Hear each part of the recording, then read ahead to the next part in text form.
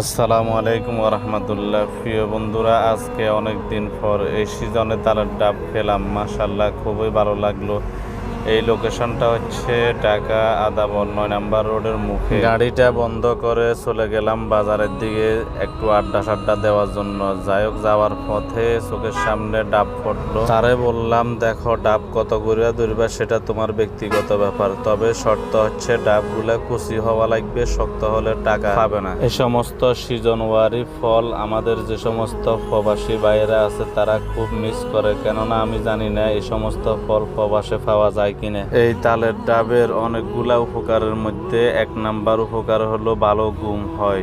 তবে আমাদের তো ভালো ঘুম হওয়ার সুযোগ নাই, কেননা ড্রাইভাররা ভালো খেতে পারে, ভালো চলতে পারে, তবে ভালো ঘুম যাওয়ার সুযোগ খুবই কম মিলে। যাই হোক, প্রিয় বন্ধুরা, সবাই ভালো থাকবেন। আল্লাহ হাফেজ। আসসালামু আলাইকুম ওরহমতুল্লাহ।